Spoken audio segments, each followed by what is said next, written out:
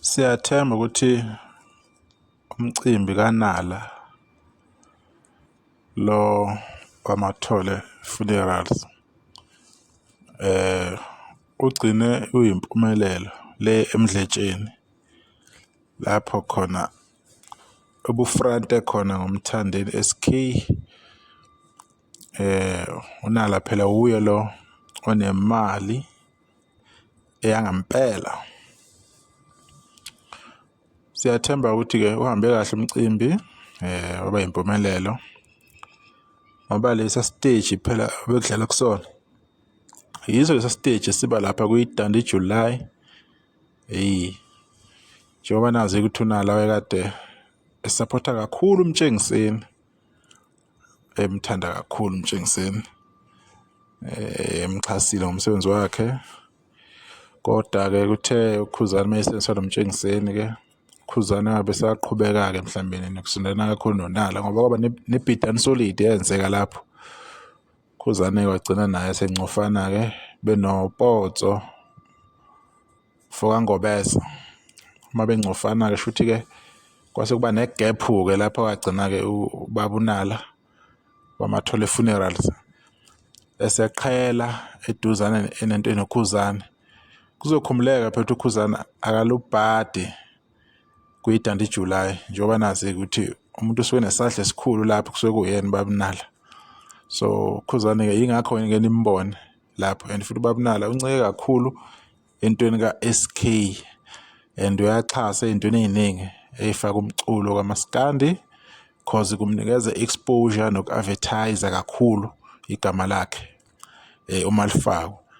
Manje-ke lo mcimbi-ke obukhona-ke ubungowakhe ubaba uNala obuhlelwe uyena. Kwase-ke kusetshenziswa-ke umthandeni ukuthi abe kufrantwe nje ngaye.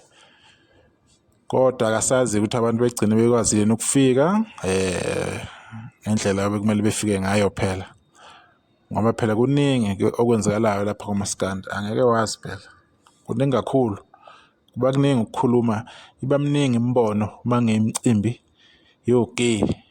Kuba nokukhuluma uma kuyimicimbi okuyimpucuzeko, kuba nokukhuluma okuningi. Kuningi ukukhuluma kube imicimbi yongelo V, kuningi ukukhuluma. So sithembe ukuthi ngoba igama lelo ndoda-ke liyathinteka lapha, ukukhuluma-ke kuzophelela khona, ngeke kube nehibe, into yakhona izoba clean ngoba phela sinokunikezwa umqondo ukuthi yonke into ethintwa uye, yonke into ayenzayo yena into esemthethweni, into yeqiniso, igama abalisebenzisayo leyo. So siyathemba kugcine kulungile-ke kodwa leyo ngcosana ebikhona leyo ngiyazi ukuthi ithokozile, ibajabulelile-ke abaculi kwabamnandi kanje. Yilokho kubalulekile. Nazo-ke iy'thombe-ke xoxa nendaba ukuthi kuhambe kanjani, bekukuhle kudelile kunje beshelana inkundla. Nabanye ade beqala ukuthola ithuba lokuthi umuntu azibonakalise ithalente lakhe analo ngokuthenjwa-ke i-management le team ebimkhethile umuntu ukuthi hhayi iba ingxenye lomcimbi. Kwaba kuhleka noSikhinkili-ke ekhayeni lakhe elisha, umfoka Sikhinkili i-Red Nation leliya ngokuphelele. Siyathemba ukuthi lubambe kahle-ke umsebenzi noma-ke uzobamba kahle if bengakawubambi. Kodwa-ke akusenani, bekuyilokho nje bengekuningi. Umcimbi kababa uNala siyawubongela ukuthi-ke akwazi ubaba uNala ukuthi abe nesibindi athathe isinqumo sokuthi akube nomcimbi kule ndawo yaseMdletshe. Ebese-ke efranta-ke ngaye-ke umthandeni SK Manqele igcokama elisha. Kube i-idea enhle leyo. Siyazi phela ukuthi lento yemicimbi bebeyigxeka osiqiniseko balabala ukhasha ukuthi hhayi indaba zoKhuzani nemicimbi omageza. Leyo nkulumo leyo size sayifunda ngabo, saye sayibona nathi siyabona ukuthi nalo mcimbi lo okaNala kwababa uNala wonke ngokuphelele yena nje ufrantile ngaye. Yilokho-ke bese kuveza-ke kodwa-ke abantu ababhekela iy'thombe-ke bebone ukuthi hhayi umcimbi uhambe kanjani. Ezinye izolandela ngokuzayo.